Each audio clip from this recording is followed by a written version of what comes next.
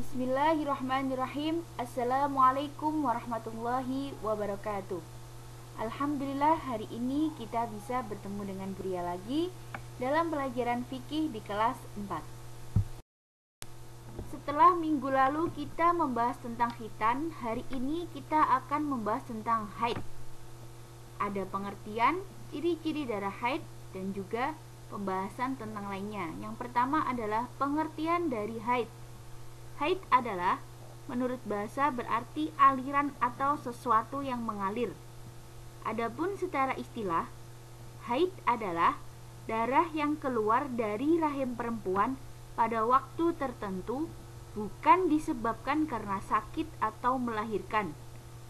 Darah haid disebut juga dengan darah kotor, seperti yang dijelaskan dalam surat Al-Baqarah ayat 222. Adapun ciri-ciri dari darah haid adalah berwarna merah kehitam-hitaman. Perempuan yang telah mengalami haid, maka darah itu akan keluar secara rutin setiap bulannya. Darah haid akan berhenti dengan sendirinya setelah berusia 60 tahun. Selain darah haid, terdapat darah yang keluar dari kemaluan wanita, namun bukan darah haid, tetapi nifas dan istihadah. Berikut penjelasannya. Nifas adalah darah yang mengalir dari rahim saat dan setelah melahirkan. Darah ini adalah darah yang tertahan pada masa kehamilan. Masa keluarnya adalah selama 40 hari dan paling lama selama 60 hari. Sedangkan istihadah adalah darah yang keluar di luar kebiasaan haid wanita dan bukan karena melahirkan. Darah ini disebut dengan darah penyakit.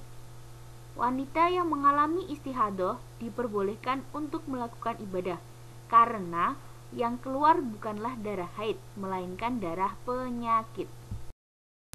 Setelah kita tahu pengertian dari haid, nifas, istihadah berikut dengan ciri-cirinya, sekarang Buria akan menjelaskan bagaimana proses haid atau menstruasi. Silahkan didengarkan baik-baik. Menstruasi terjadi karena tidak terjadinya pembuahan atau fertilasi, sehingga dinding rahim yang menebal dan banyak mengandung pembuluh darah akan luluh atau melebur bersama dengan sel telur atau ovum yang tidak dibuahi. Adapun tahapan proses menstruasi ada 4. Yang pertama, fase menstruasi. Kedua, fase praovulasi. 3. Ovulasi. Yang terakhir, pasca ovulasi. Di sini akan Buria bahaskan satu persatu tahapan pada proses menstruasi. Yang pertama, didengarkan baik-baik, fase menstruasi, yaitu luluh dan keluarnya dinding rahim dikarenakan berkurangnya kadar hormon estrogen dan progesteron. Pasokan oksigen berkurang yang menyebabkan sel-sel dinding rahim mati dan pembuluh darah meluruh, sehingga terjadi pendarahan. Dan proses menstruasi ini terjadi selama 1-7 hari.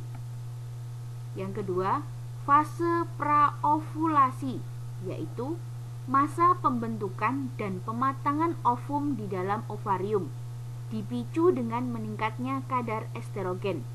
Terjadi pada hari ke-7 sampai 13 sesudah menstruasi. Fase ketiga yaitu fase ovulasi, yaitu suatu fase atau masa di mana sel telur yang sudah matang siap untuk dibuahi. Masa subur tersebut terjadi pada hari ke-14 dari hari pertama menstruasi. Fase yang terakhir adalah fase pasca ovulasi. Jika sel telur tidak dibuahi, sehingga produksi hormon berkurang dan oksigen juga berkurang, kemudian sel-sel di dinding rahim meluruh dan terjadi pendarahan. Pada masa ini, siklus menstruasi dimulai kembali. Setelah Buria bahaskan tentang proses tahapan menstruasi, sekarang kita akan mengulas tentang usia, batas waktu, dan hikmah dari haid. Yang pertama, usia. Setiap perempuan mengalami menstruasi atau haid. Usia haid dimulai antara 12 sampai dengan 50 tahun. Akan tetapi, ada beberapa wanita yang telah mendapatkan haid sebelum usia 12 tahun. Bisa juga pada saat dia berusia 9 tahun. Yang kedua, batas waktu. Setiap wanita memiliki batas waktu haid yang berbeda-beda, tergantung pada kondisi dan kesehatan masing-masing. Pada umumnya, wanita mengalami haid selama 6 sampai 7 hari.